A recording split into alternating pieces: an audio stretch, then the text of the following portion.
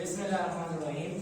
आज हम पढ़ने जा रहे हैं ultra violet and visible spectroscopy, जिसको सिंपली कहा जाता है यूवी विजिबल स्पेक्ट्रोस्कोपी। पहले तो हम देखते हैं कि यूवी विजिबल नाम से जाहिर है इसमें दो रेंजेस आती हैं। एक रेंज आती है अल्ट्रा वायलेट की और दूसरी रेंज आती है विजिबल की। तो पहले आपको पता होना चाहिए कि यूवी रेंज कहां से कहां तक है। 10 नैनोमीटर से लेके 400 नैनोमीटर के दरमियान ये पूरी की पूरी रेंज है अल्ट्रा वायलेट रेडिएशन की, और 400 से लेके 750 नैनोमीटर तक रेंज है विजिबल की। हमारे पास इंस्ट्रूमेंट होते हैं और वैसे इंस्ट्रूमेंट में दोनों रेंजेस को इकट्ठा रखा जाता है। इसी वजह से यूवी अलग से नहीं होता स्पेक्ट्रोफोटोमीटर और विजिबल अलग से नहीं होता, ये दोनों कंबाइंड होते हैं, जिसको बोला जाता है यूवी विजिबल स्पेक्ट्रोफोटोमीटर। मतलब यूवी और विजिबल रेंज दोनों मौजूद होती हैं। ठीक है, अब यूवी रेंज को फर्दर डिवाइड किया गया है दो टाइप्स में। एक टाइप का नाम है नियर यूवी, दूसरी टाइप का नाम है फार यूवी। नियर यूवी का मतलब near to violet, far UV का मतलब फारदर फ्रॉम वायलेट। मैंने आपको बोला था कि अल्ट्रा वायलेट को अल्ट्रा वायलेट क्यों बोला जाता है, क्योंकि वो वायलेट से ज्यादा फ्रीक्वेंसी वाला है। इंफ्रारेड को इंफ्रारेड क्यों कहते हैं, क्योंकि वो रेड से कम फ्रीक्वेंसी वाला है। Infrared, ultra violet. अब वायलेट के करीब है तो वायलेट से थोड़ा सा ज्यादा फ्रीक्वेंसी वाला होगा, और वायलेट से बहुत दूर हो गया तो वायलेट से बहुत ज्यादा फ्रीक्वेंसी वाला होगा। तो याद रहे कि नियर यूवी कहां से कहां तक है, 200 से 400 नैनोमीटर के दरमियान नियर यूवी है। फार यूवी कितना है, 10 नैनोमीटर से लेके 200 नैनोमीटर तक। अगर आपको कोई बोले which one is more energetic, so far UV is more energetic. नाम सुना होगा आपने वेवलेंथ का, वेव नंबर का। जितनी ज्यादा वेवलेंथ होती है उतनी कम फ्रीक्वेंसी होती है। वेवलेंथ कम है तो फ्रीक्वेंसी ज्यादा है, तो ज्यादा खतरनाक कौन सी है, फार यूवी। नियर यूवी ज्यादा खतरनाक नहीं है। ठीक है, ये वाली अल्ट्रा वायलेट रेडिएशन जो है हमें इससे बचाती है कौन, ओजोन लेयर। अच्छा याद रहे, एक इंस्ट्रूमेंट ऐसा भी है कि जिसमें 10 नैनोमीटर से लेकर 750 तक पूरी की पूरी रेंज मौजूद होती है, जिसमें नियर यूवी भी आ जाता है, फार यूवी भी आ जाता है और विजिबल भी आ जाता है। लेकिन ज्यादातर जो नॉर्मल अल्ट्रा वायलेट और विजिबल स्पेक्ट्रोफोटोमीटर होते हैं, नॉर्मल यूवी विजिबल स्पेक्ट्रोफोटोमीटर, उनमें हम फार यूवी इस्तेमाल नहीं करते, उनमें हम इस्तेमाल करते हैं नियर यूवी एंड विजिबल। तो रेंज कहां से कहां तक है, 200 से, यहाँ पे 800 मैंने लिखा है, ये 750 है। 200 से लेके 750 नैनोमीटर तक ये रेंज होती है। ठीक है, जिसमें 200 to 400 नियर यूवी और 400 to 750 विजिबल। वैसे हम इंस्ट्रूमेंट ऐसा भी इस्तेमाल कर सकते हैं जिसमें पूरी की पूरी रेंज होती है, और ज्यादातर कौन से इस्तेमाल करते हैं, जिसमें नियर यूवी और विजिबल होता है। तो अगर पूछा जाए कि नॉर्मल यूवी विजिबल स्पेक्ट्रोफोटोमीटर्स की रेंज कितनी है, तो आपने कहना है 200 से लेके 750 नैनोमीटर। ये तो सिंपल से हमने इंट्रोडक्शन पढ़ लिया कि यूवी क्या है और विजिबल क्या है। अब आते हैं, आपको पता है कि मैंने पहले आपको बताया था मॉडर्न टेक्निक्स में कि यूवी लाइट और विजिबल लाइट जब इंटरेक्ट करती है मैटर के साथ, तो मैटर में इलेक्ट्रॉन को एक्साइट करती है। ठीक है, दोनों की वजह से एक्साइटेशन होती है। जब दोनों की वजह से एक्साइटेशन होती है, मतलब इलेक्ट्रॉनिक एक्साइटेशन होती है, इस वजह से यूवी विजिबल स्पेक्ट्रोस्कोपी को इलेक्ट्रॉनिक स्पेक्ट्रोस्कोपी भी कहते हैं। अगर आपको कोई कहे right a brief note on UV visible spectrophotometry, और ये भी कह सकते हैं इलेक्ट्रॉनिक स्पेक्ट्रोस्कोपी पे नोट लिखें, तो इलेक्ट्रॉनिक स्पेक्ट्रोस्कोपी का मतलब यूवी विजिबल स्पेक्ट्रोस्कोपी है। ठीक है, मैंने कहा था यूवी भी एक्साइटेशन करता है, विजिबल भी एक्साइटेशन करता है। यूवी एक्साइटेशन करता है एस और पी ब्लॉक एलिमेंट के कंपाउंड में, और जो विजिबल है वो किसको करता है, डी ब्लॉक और एफ ब्लॉक को, जो कि हमने चैप्टर नंबर 14 में भी पढ़ा था, डी ट्रांजिशन कोई भी कंपाउंड का कलर हमें नजर आता है तो विजिबल रीजन में एब्जॉर्ब करता है, विजिबल रीजन में इमिट करता है, जो कि हम वहां पे पढ़ेंगे। ठीक है, फिलहाल हम देखते हैं कि अगर आपको कोई बोले कि यूवी लाइट और विजिबल लाइट क्या करती है, ये इलेक्ट्रॉन को एक्साइट करती है। That's why this is called as electronic spectroscopy. ठीक है, अब एक और बात, अगर आपसे पूछा जाए ये टेक्निक क्वालिटेटिव एनालिसिस के लिए इस्तेमाल होती है क्वांटिटेटिव, तो आपने कहा दोनों। UV visible spectroscopy is used for qualitative analysis and quantitative analysis. Qualitative analysis का मतलब क्या, हम क्वालिटी नहीं देखते कि बेस्ट क्वालिटी है या गुड क्वालिटी है, हम ये देखते हैं कि कंपाउंड के अंदर कौन कौन से एलिमेंट्स मौजूद हैं, कंपाउंड कौन से वाला है, तो हमें ये बताता है कंपोजिशन। इसके अलावा हमें ये बताता है कि अगर कॉपर सल्फेट सोल्यूशन में है तो कितनी अमाउंट में है, तो हमें क्वांटिटी भी बताता है। ठीक है, तो याद रहे कि UV visible spectroscopy is used for qualitative analysis and quantitative analysis. पहली बात हम करते हैं क्वांटिटेटिव एनालिसिस, ये बहुत इंपॉर्टेंट है। बियर लैम्बर्ट अक्सर शॉर्ट क्वेश्चंस में आता है, तो हम यहां पे देख लेते हैं बियर लैम्बर्ट क्या है। याद रहे कि क्वांटिटेटिव एनालिसिस में हम क्वांटिटी को मालूम करते हैं। फॉर एग्जांपल, अगर आपको कोई कहे कि एक कंटेनर में मौजूद है कॉपर सल्फेट का सॉल्यूशन, अब हमें पता है कि कॉपर सल्फेट है, लेकिन ये नहीं पता कि कितनी अमाउंट है। अब हम बता सकते हैं इस टेक्निक के जरिए इसमें अमाउंट कितनी मौजूद है। So we can find out or we can determine the concentration of a solution by UV visible spectroscopy. कैसे करते हैं, वो आगे स्टेप्स। ये टेक्निक इस्तेमाल की जाती है ताकि कंपाउंड की क्वांटिटी को मालूम किया जा सके। क्वांटिटेटिव एनालिसिस में एक लॉ फॉलो होता है जिसको बोला जाता है Beer Lambert law. Beer Lambert law ये क्या कहता है, कहते हैं कि जब भी हम यूवी विजिबल लाइट इसमें पास करते हैं तो पास करने के बाद ये जो सैंपल है ये करता है कुछ एब्जॉर्प्शन। क्या करता है, एब्जॉर्प्शन करता है। इसको बोला जाता है परसेंट एब्जॉर्बेंस। हमेशा से हमें परसेंटेज में एब्जॉर्बेंस मिलती है, 10% एब्जॉर्ब किया, 20% एब्जॉर्ब किया, 2% एब्जॉर्ब किया, तो हमें मिलती है परसेंट एब्जॉर्बेंस। लाइट आई, सैंपल में पास हुई, सैंपल ने किया एब्जॉर्ब, अब वो हमें कहता है कि this absorbance depends upon two factors. ये बियर लैम्बर्ट लॉ हमें क्या बताता है, it explains the absorption of radiation by a sample. Beer law अलग है, लैम्बर्ट लॉ अलग है, इनको कंबाइन करके कहा गया बियर लैम्बर्ट लॉ। बियर ने कहा कि एब्जॉर्बेंस ज्यादा होगी जब सॉल्यूशन की कंसंट्रेशन ज्यादा होगी।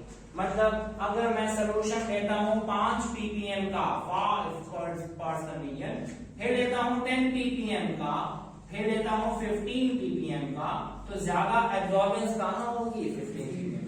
So as the concentration of solution increases, absorption of radiation also increases.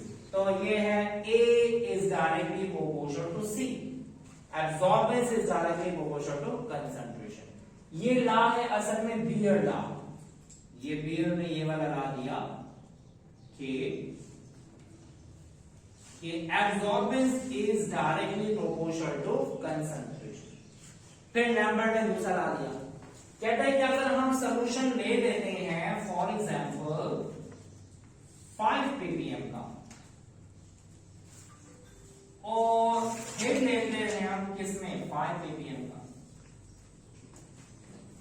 दोनों में कुछ फर्क है, कंटेनर का फर्क है। लैम्बर्ट ने कहा कि अगर 5 ppm सॉल्यूशन लेते हैं और इसमें से हम लाइट को पास करते हैं और फिर हम 5 ppm का सॉल्यूशन लेते हैं, कंटेनर बड़ा है, इसमें से पास करते हैं, तो कहा गया कि जितने ज्यादा पाथ होगा उतनी ज्यादा एब्जॉर्बेंस होगी।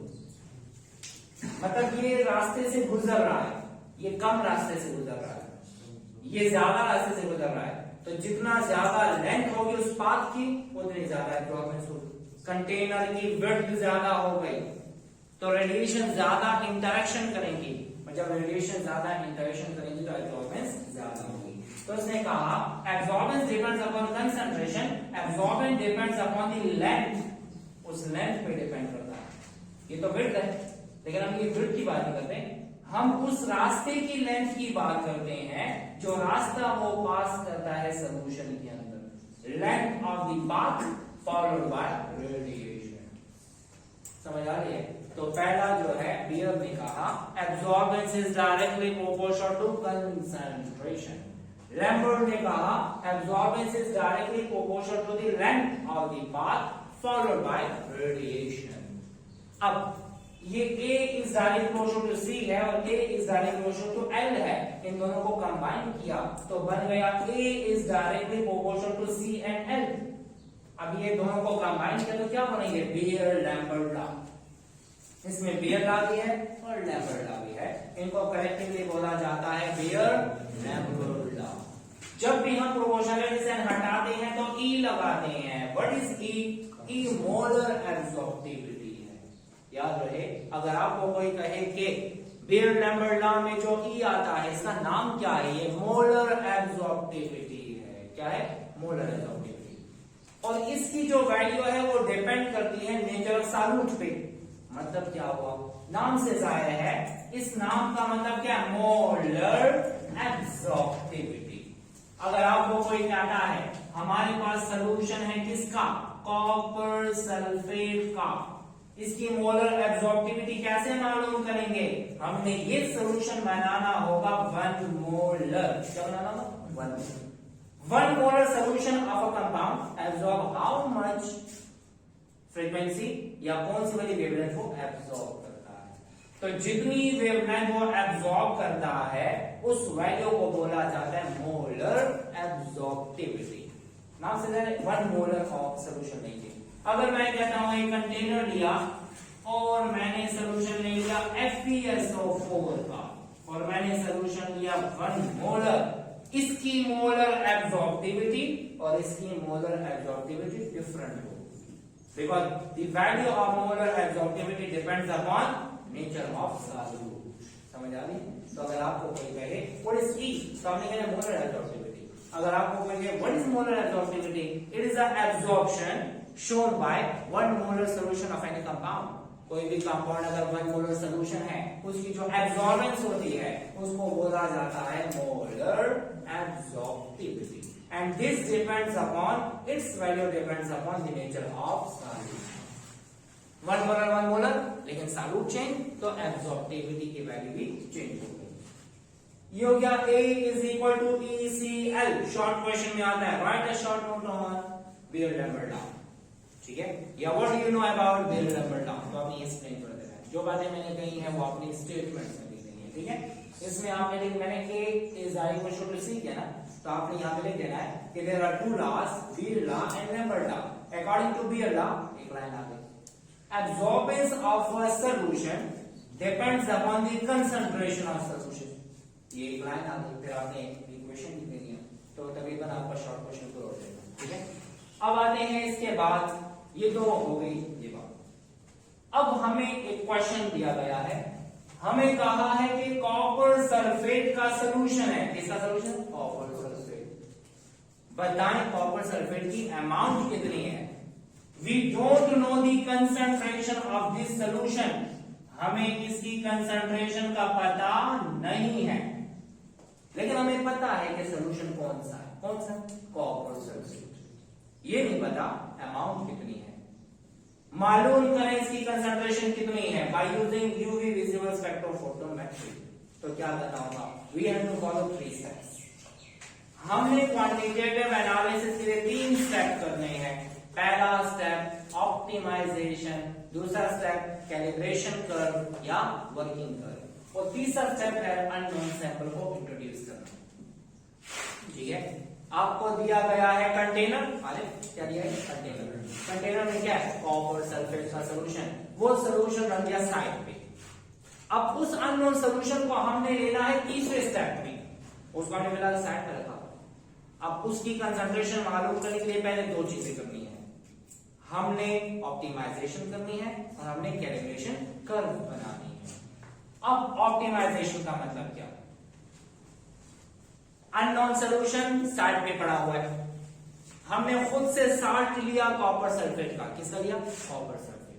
कॉपर सल्फेट का साल्ट लिया, सोल्यूशन खुद से बनाया और हमने रख दिया, हमने ले लिया कॉपर सल्फेट का सोल्यूशन और उस सोल्यूशन में से पास कर दी 200 नैनोमीटर से लेके 750 नैनोमीटर तक वेवलेंथ। पहले 200, फिर 201, 202, 203 अप टू 750 नैनोमीटर। जैसे जैसे वेवलेंथ ज्यादा होगी एब्जॉर्बेंस ज्यादा होगी। हमें ग्राफ मिलेगा, एक्स एक्सिस पे हमने वेवलेंथ ले ली है, वाई एक्सिस पे हमने एब्जॉर्बेंस ले ली है। जैसे जैसे वेवलेंथ ज्यादा हो रही है एब्जॉर्बेंस की वैल्यू ज्यादा हो रही है।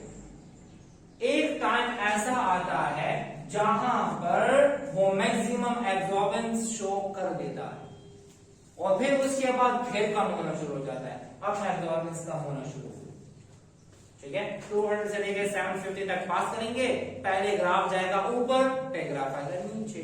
अब हमने क्या करना है? चेक करना है मैक्सिमम एब्जॉर्बेंस ये है ना, ये आप देख लेते हैं, this is the maximum absorbance.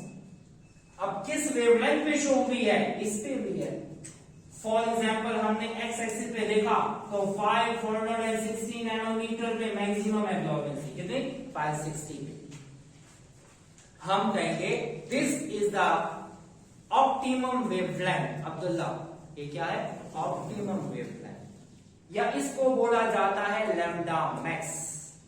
एक और चीज बताता हूं, हर कंपाउंड की प्रॉपर्टी है कि वो एक खास वेवलेंथ पे मैक्सिमम एब्जॉर्बेंस शो करता है।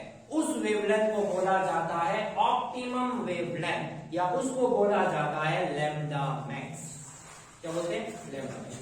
अब कॉपर सल्फेट की फॉर एग्जांपल मैंने एज्यूम किया कि कॉपर सल्फेट मैक्सिमम एब्जॉर्बेंस जिस पे कर रहा है 560 पे, so this is the lambda max for copper sulphate. समझ आ रही है? तो ऑप्टिमाइजेशन में हमने ऑप्टिमम वेवलेंथ मालूम करनी है कि what is the property of copper sulphate, ठीक है। What is lambda max? ये वो वेवलेंथ है जिस पे एक कंपाउंड शो करता है मैक्सिमम एब्जॉर्बेंस, ठीक है। And this is the property of every solute. Copper sulphate ये तो 560 है, आयरन सल्फेट ये तो हो सकता है ये 600 हो जाए।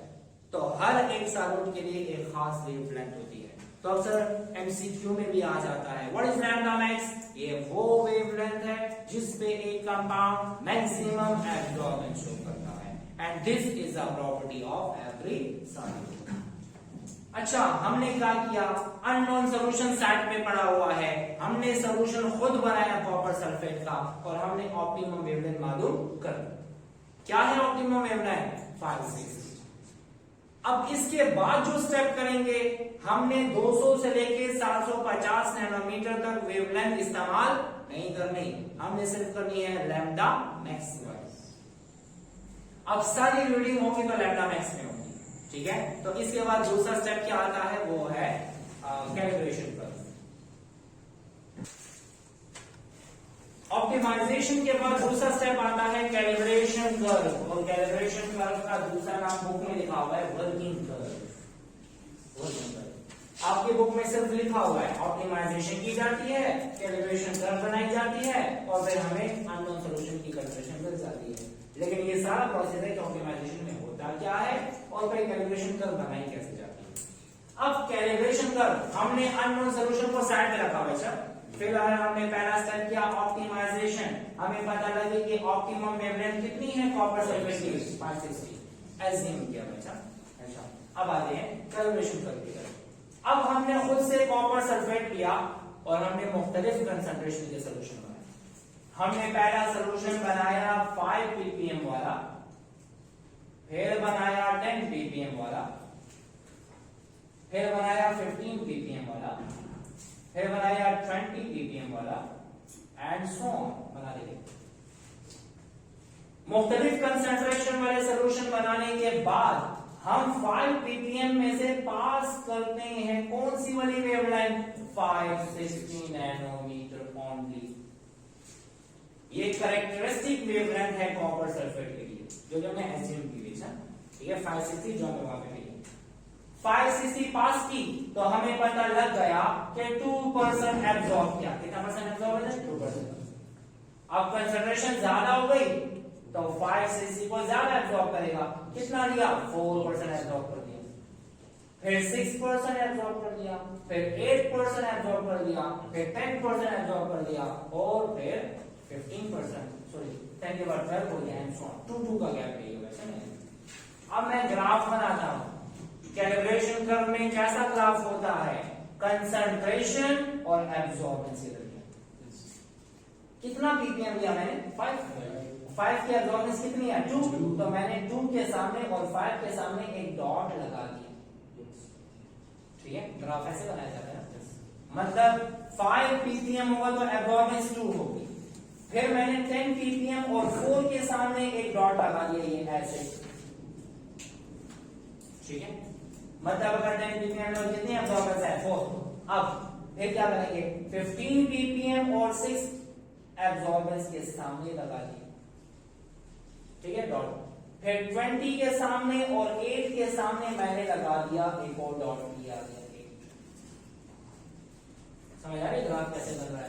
मतलब हमने 5 और 2 के दरमियान, क्योंकि 5 है तो 2 एब्जॉर्बेंस है, 10 है तो 4 एब्जॉर्बेंस है, 15 है तो 6 एब्जॉर्बेंस है, एंड सो ऑन चल रहा है। फिर इसके बाद आ गए बेटा ये 1 2 3 4। अब 25 है तो 10 एब्जॉर्बेंस है, और अगर 30 है तो 12 एब्जॉर्बेंस है, और अगर 35 है तो कितने? 14 है, ठीक है। चलिए मैंने अपना यहाँ पे बना दिया, ठीक है। अब ऐसे ग्राफ, इसको हम पॉइंट्स को टच करके ना एक लाइन ड्रॉ करते हैं, स्ट्रेट लाइन। ऐसे रूलर रख के स्ट्रेट लाइन ड्रॉ करते हैं, इसको स्ट्रेट ड्रॉ कर लेते हैं, ये ऐसे स्ट्रेट लाइन ड्रॉ करेंगे कि जिस लाइन के साथ ये पॉइंट ज्यादा टच हो,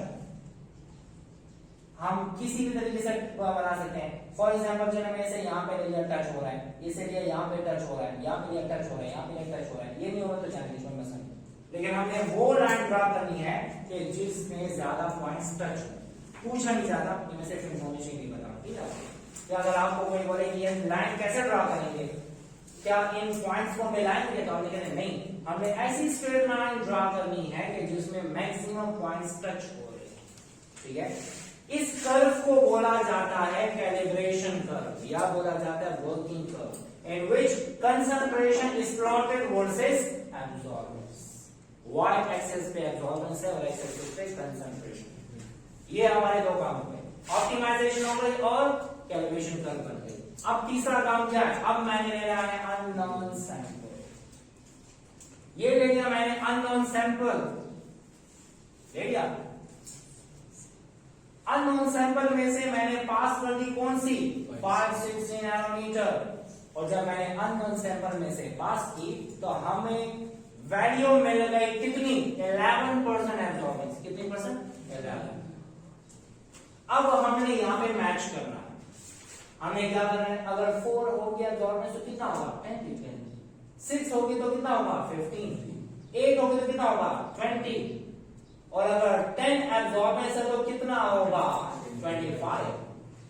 और अगर 12 एब्जॉर्बेंस है तो कितनी कंसंट्रेशन? 30 ppm। मतलब 10 है तो 25 ppm है, 12 एब्जॉर्बेंस है तो 30 ppm है। कितनी एब्जॉर्बेंस आ रही है? 11। इनके दरमियान, तो इनके दरमियान की कौन सी बड़ी वैल्यू है? 27.5 ppm। मतलब अननोन सॉल्यूशन में एब्जॉर्बेंस शो की 11, उस 11 को कैलिब्रेशन कर्व में देखेंगे। 11 आ कहां रहा है? ये 10 और 12 के दरमियान। इसे लाएंगे यहां पर लाए और फिर नीचे लेकर आए, तो हमें पता लगा कि ये तो 27.5 ppm पे आ रही है। तो जो अननोन कंसंट्रेशन वाला सॉल्यूशन था उसकी कंसंट्रेशन हमें पता लगी कि कंसंट्रेशन कितनी है? 27.5 ppm. So in this way we can find out the concentration of unknown solution by using UV visible spectrophotometry. Clear? तो ये हो गया क्वांटिटेटिव एनालिसिस। क्लियर? अच्छा, ये तीनों प्रोसेस हमने कर लिए। अब आते हैं क्वालिटेटिव एनालिसिस की तरफ। सुने, इनसे ज्यादा एमसीक्यू आते हैं। अच्छा, एमसीक्यू वाली बातें ज्यादातर आप ये सुन रहे हैं। क्वालिटेटिव एनालिसिस ये असल में ब्रॉड टॉपिक है बहुत ज्यादा। ये जो स्पेक्ट्रोस्कोपीज है ना, तो यूवी विजिबल स्पेक्ट्रोस्कोपी अलग से पूरी कहानी है, जिसको कंप्लीट कवर करना बहुत मुश्किल हो जाता है। ठीक है, मुख्तलिफ रूल्स दिए गए हैं। कंपाउंड को देख के बता सकते हैं कि वो कंपाउंड कौन सी वाली वेवलेंथ एब्जॉर्ब करेगा, वो हमें रूल्स बताते हैं, और उस रूल को कहते हैं वुडवर्ड-फीजर रूल। लेकिन उसके साथ आपका कोई काम नहीं, जितना बता सिर्फ उतना याद रखें, इंशाल्लाह आपका काम हो जाएगा। ठीक है, ज्यादा डिटेल में जाएंगे तो आप कंफ्यूज हो जाएंगे। अच्छा, क्वालिटेटिव एनालिसिस की बात करते हैं। जितने भी ऑर्गेनिक मॉलिक्यूल्स हैं, तो ऑर्गेनिक मॉलिक्यूल में मुख्तलिफ किस्म के बॉन्ड्स होते हैं। Carbon carbon bond, carbon hydrogen bond, carbon single bond oxygen, carbon double bond oxygen, carbon triple bond nitrogen, है ना, मुख्तलिफ किस्म के बॉन्ड। तो मुख्तलिफ किस्म के जो बॉन्ड्स हैं वो मुख्तलिफ किस्म की वेवलेंथ को एब्जॉर्ब करता है, और एब्जॉर्ब करने के बाद एक्साइटेशन करता है। अब एक्साइटेशन 4 किस्म की होती है। आपने मॉलिक्यूलर ऑर्बिटल थ्योरी का नाम तो सुना होगा, और ऑर्बिटल्स के बारे में थोड़ा बहुत पता भी होगा कि px ओवरलैप करता है, sigma px sigma star px, py और pz ओवरलैप करता है, तो पाई py और पाई स्टार py ऐसे ही होता है। ठीक है, आपने 4 ऑर्बिटल का तो सुना है, sigma sigma star, pi star, इन 4 का तो आपने सुना है, लेकिन आपने इसका नहीं सुना होगा। ये तो n है, याद रहे, इसको बोला जाता है बॉन्डिंग मॉलिक्यूलर ऑर्बिटल्स। इनको कहा जाता है एंटी बॉन्डिंग मॉलिक्यूलर ऑर्बिटल्स, और इस n को बोला जाता है non bonding orbitals. Non bonding orbital का मतलब क्या? जो लोन पेयर्स होते हैं, क्या वो बॉन्ड फॉर्मेशन में हिस्सा लेते हैं? नहीं लेते, तो कहां होंगे? ये नॉन बॉन्डिंग ऑर्बिटल्स में होते हैं। ठीक है, तो याद रहे, ये जो n है, actually this n is a non bonding orbitals, non bonding orbital. तो 5 ऑर्बिटल हमें नजर आ रहे, सिग्मा सिग्मा स्टार, पाई पाई स्टार और n। अब इन 5 ऑर्बिटल में अगर आपने देखा हो, सिग्मा ऑर्बिटल नीचे होता है, उसके ऊपर पाई ऑर्बिटल होता है, उसके ऊपर पाई स्टार होता है, सबसे ऊपर सिग्मा स्टार होता है। तो least energetic sigma and highly energetic sigma star. इससे ज्यादा पाई, उससे ज्यादा फिर नॉन बॉन्डिंग ऑर्बिटल बॉन्डिंग और एंटी बॉन्डिंग के दरमियान में आता है। समझ आ रही है? ये 5 ऑर्बिटल बताने थे, बता दिए। 2 है बॉन्डिंग, 2 है एंटी बॉन्डिंग और 1 है नॉन बॉन्डिंग ऑर्बिटल।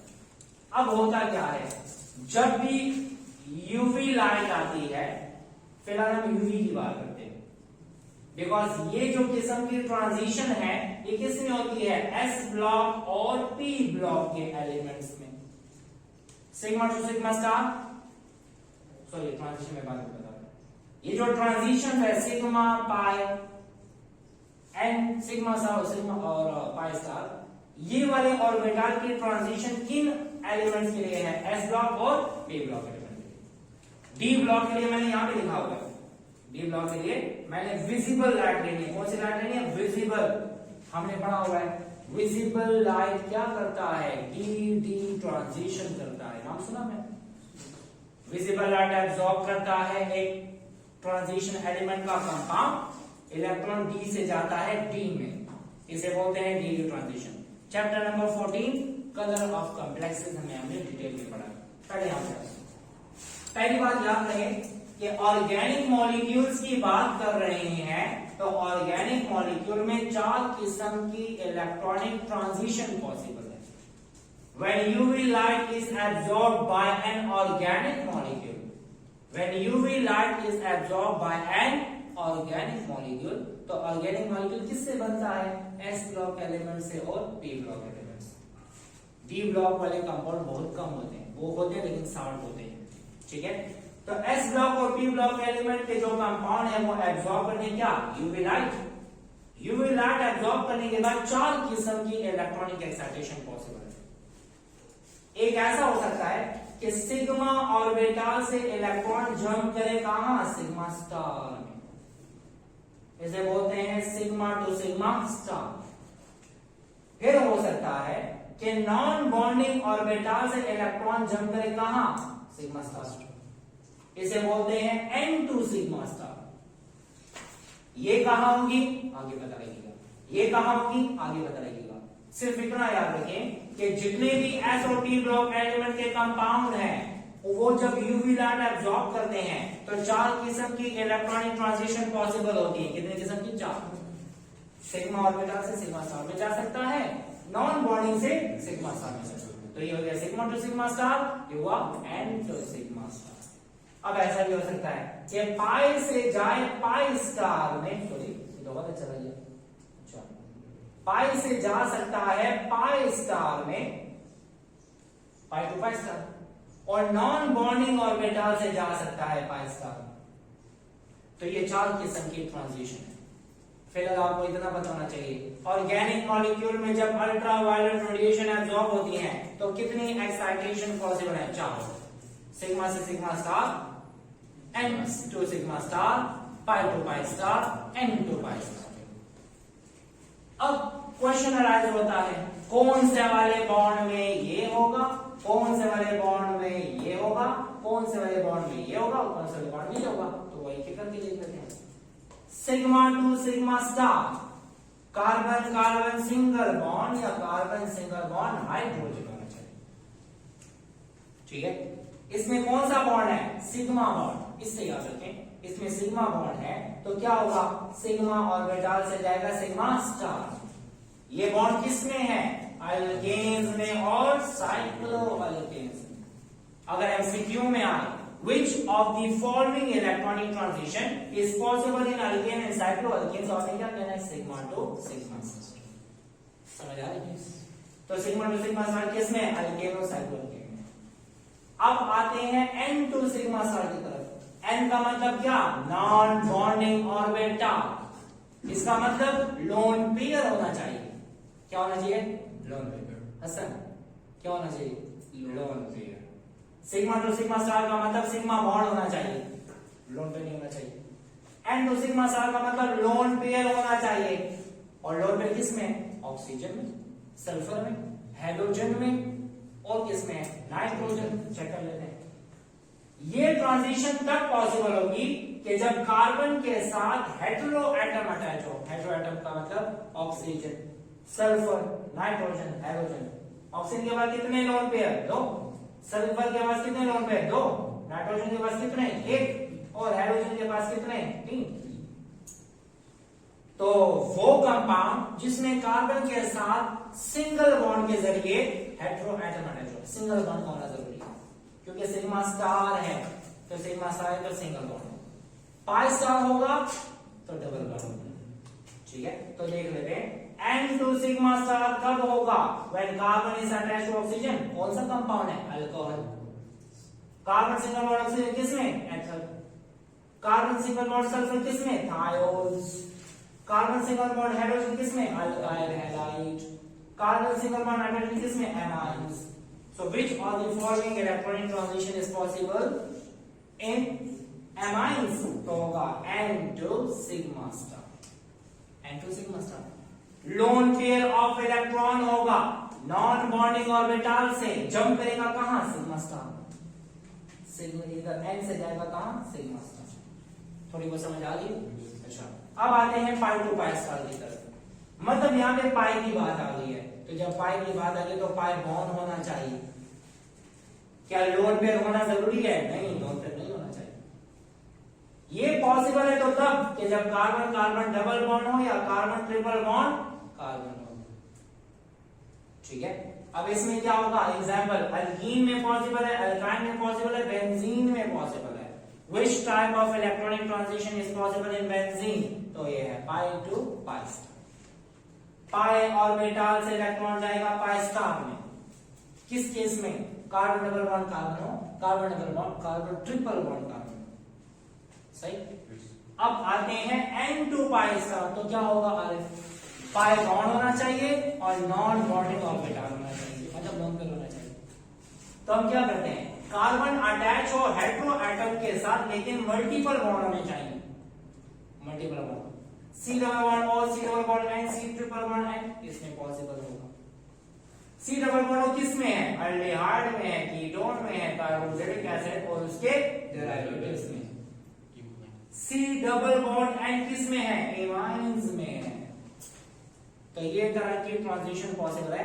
इसमें कोई लॉन्ग क्वेश्चन नहीं आता, इसमें सिर्फ एमसीक्यू आते हैं कि कौन से वाले ट्रांजिशन कौन से वाले कंपाउंड में पॉसिबल है। तो आपको ये देखना होगा, ये चीजें याद करनी होगी। इसके अलावा ये पूछा जाता है सबसे ज्यादा एनर्जी किसके लिए चाहिए, सिग्मा टू सिग्मा स्टार के लिए। जितना ज्यादा डिफरेंस है उतनी ज्यादा एनर्जी चाहिए ताकि इलेक्ट्रॉन एक्साइट हो सके। पावर समझ आ रही है।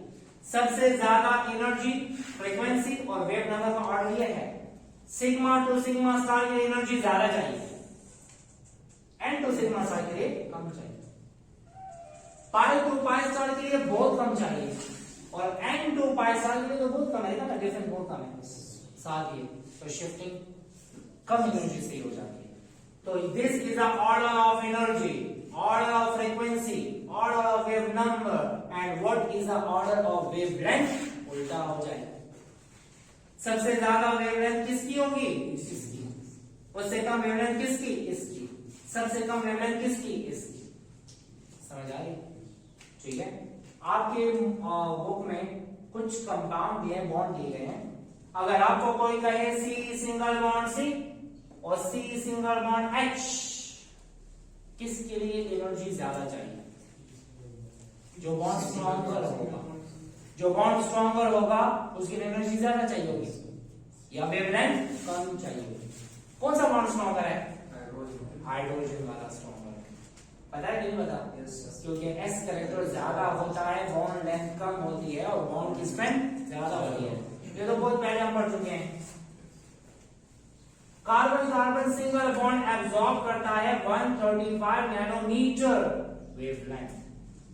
अगर मैंने कंपाउंड को इंट्रोड्यूस कर दिया और कंपाउंड को इंट्रोड्यूस करने के बाद एब्सॉर्प्शन हो गई है 135 नैनोमीटर पे, तो मैं कहूंगा कौन सा बॉन्ड है इसके अंदर, carbon single bond carbon, quality पता लगे। फिर अगर वहां पर एब्सॉर्प्शन हो रही है 125 नैनोमीटर पे, तो मैं कहूंगा ये तो कार्बन सिंगल बॉन्ड हाइड्रोजन की प्रॉपर्टी है। ठीक है, हमें ग्राफ मिल जाता है, ग्राफ में बताया जाता है कि 135 पे एब्सॉर्प्शन हुई है, फिर 125 पे एब्सॉर्प्शन हुई है, तो हम कहते हैं इसमें कार्बन कार्बन सिंगल बॉन्ड है और कार्बन सिंगल बॉन्ड हाइड्रोजन। तो क्या पता लगे हमें, क्वालिटी का पता लगे। अगर हमें कोई कहे कि कार्बन कार्बन डबल बॉन्ड है, तो carbon carbon double bond absorb 171 nanometre. अगर 171 नैनोमीटर पे एब्सॉर्प्शन हो गई है, तो मतलब हम कहेंगे ये कौन सा बॉन्ड है, कार्बन डबल बॉन्ड कार्बन। कौन सी ट्रांजिशन हुई होगी, पाई टू पाई स्टार। ठीक है, क्लियर हो गया। एक और बात, अगर डबल बॉन्ड मौजूद है तो 171 है, लेकिन अगर इसमें कंजुगेशन आ जाती है, क्या आ जाती है, कंजुगेशन, मतलब double bond single bond double bond आ जाए, तो कंजुगेशन की वजह से वेवलेंथ ज्यादा एब्सॉर्ब होती है। मिथाइल ग्रुप आता है तो एब्सॉर्बेंस बहुत ज्यादा हो जाती है। तो ये रूल्स है, अच्छा रूल का नाम है वुडवर्ड-फीजर रूल। वो हमें बताता है कि C डबल बॉन्ड C है तो वो 171 पे एब्सॉर्प्शन करेगा। इसके साथ मिथाइल लगा दिया तो 5 वैल्यू और प्लस करो, कंजुगेशन आ जाएगी तो 10 वैल्यू और प्लस कर दो, तो हमारे वो वेवलेंथ ज्यादा होती जाती है। ठीक है, तो उसके साथ आपका काम नहीं। फिलहाल आपने ये समझ लिया कि जो ऑर्गेनिक मॉलिक्यूल्स हैं उनमें कितने किस्म की transition, 4, sigma to sigma star, n to sigma star, pi to pi star, n to pi star, ये काफी है। इन ट्रांजिशन के लिए कौन सी रेडिएशन चाहिए, विजिबल या यूवी, यूवी। विजिबल चाहिए होगा तो कलर्ड कंपाउंड के लिए चाहिए होगा। कलर्ड कंपाउंड विजिबल रीजन में एब्जॉर्प्शन करते हैं, कलरलेस कंपाउंड इनविजिबल में एब्जॉर्प्शन करते हैं। UV light can not be seen. ठीक है, सिग्मा टू सिग्मा स्टार किस में, ये सारी बातें पता लगे। ठीक है, सबसे ज्यादा एनर्जी, फ्रीक्वेंसी, वेव नंबर किसकी, सबसे ज्यादा wavelength. Which transition absorb maximum wavelength for excitation? तो क्या होगा मैक्सिमम वेवलेंथ, तो मैक्सिमम वेवलेंथ क्या है n2 पाई। क्लियर, ये चीजें जरा सोचने का देखें। अब हमारा काम ये तो यूवी का काम हो गया। अब विजिबल की बात, हमारे पास जितने भी कलर्ड कंपाउंड है वो हमें कलर कैसे देते हैं, ये तो हमने चैप्टर 14 में पढ़ा। सनलाइट आती है, सनलाइट में से एक कलर एब्जॉर्ब हो गया या दो कलर एब्जॉर्ब हो गए, रिमेनिंग कलर निकल गए। 7 कलर्स में से फॉर एग्जांपल एक कलर हो गया एब्जॉर्ब, बाकी कलर निकल गए। जो कलर निकल जाते हैं उन कलर्स को बोला जाता है कंप्लीमेंट्री कलर्स। क्या बोलते हैं, कंप्लीमेंट्री कलर। या उन कलर को बोला जाता है ट्रांसमिटेड कलर। कौन सा कलर, ट्रांसमिटेड। ये तो हमने कल पढ़ा था, क्या पढ़ा था, एक होता है इमिटेड कलर, एक होता है ट्रांसमिटेड कलर। इमिटेड का मतलब जो एब्जॉर्ब किया वो ही इमिट कर दिया, वो इमिटेड होता है।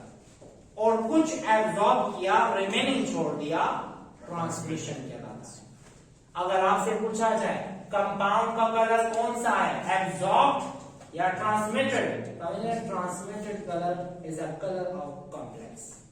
ठीक है, ये बात हमने डिटेल में पढ़ी है। अच्छा, कंपाउंड ट्रांजिशन एलिमेंट के एब्जॉर्ब करते हैं विजिबल लाइट और उसमें होती है डी ट्रांजिशन। यहां पर कौन सी ट्रांजिशन है, sigma to sigma star, n to sigma star, pi to pi star, n to pi star. Visible region में कौन सी ट्रांजिशन होती है, डी ट्रांजिशन।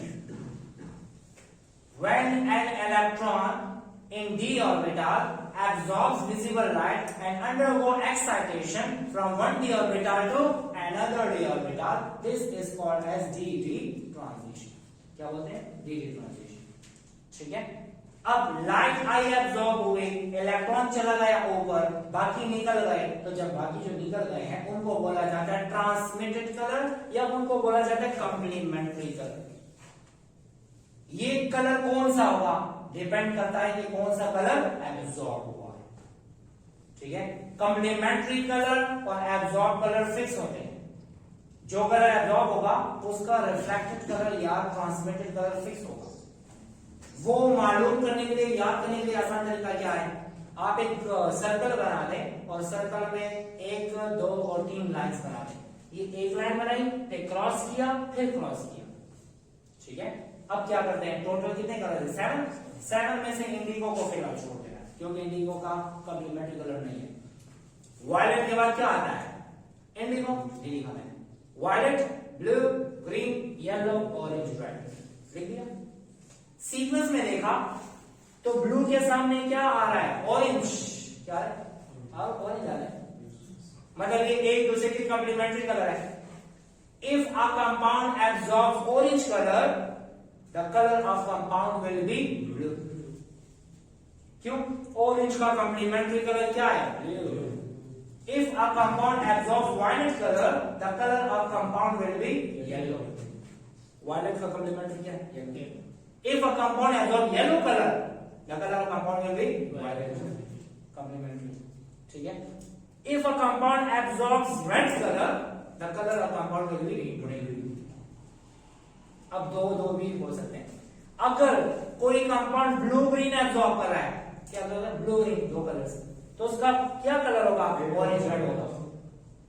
अगर ब्लू ग्रीन एब्जॉर्ब करेगा तो ऑरेंज रेड हो जाएगा। समझ आ रही है, आपकी बुक में टेबल लिखा हुआ है, अच्छा टेबल बना हुआ है, उस टेबल में इसी तरह ही है। अच्छा, आपको वो टेबल याद करने की जरूरत नहीं है, ये साइकिल बनाने का तरीका सीखते हैं। वायलेट के बाद इंडिगो को छोड़ के सीक्वेंस में बाकियों को लेते हैं, 6 कलर्स। ठीक है, आपके बुक में लिखा हुआ है कि ब्लू ग्रीन का कंप्लीमेंट्री कलर ऑरेंज रेड है। ठीक है, और ग्रीन ब्लू का कंप्लीमेंट्री कलर रेड ऑरेंज है। सीक्वेंस उल्टी हो जाए तो आपने उसकी सीक्वेंस भी चेंज कर देनी।